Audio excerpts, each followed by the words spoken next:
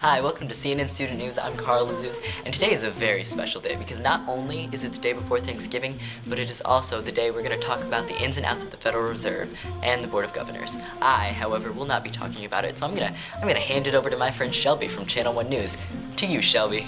Thanks, Carl. The Federal Reserve System is the central bank of the United States.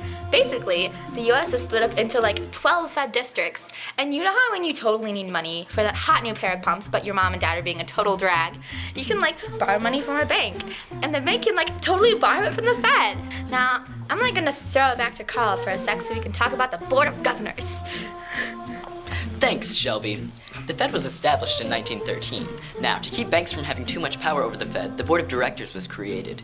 The Board of Directors is in charge of keeping the Fed under control. They make rules that the Fed and the member banks have to follow.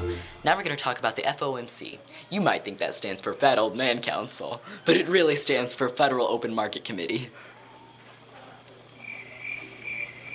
And now back to the Shelpsters. Carl, you are too much. I bet you didn't know this, but the Fed acts as a regulator. Isn't that cool? Yeah, I know, right? If two banks want to join together, they have to get permission from the Fed.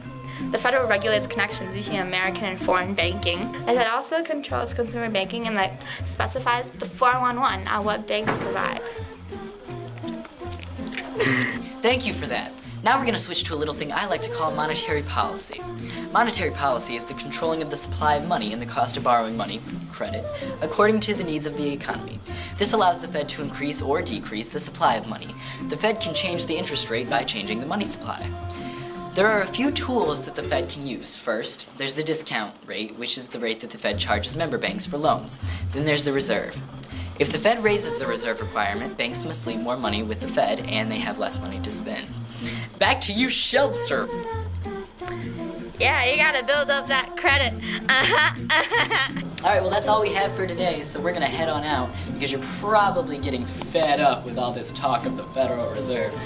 This is CNN News and I'm Carl Azus. Out.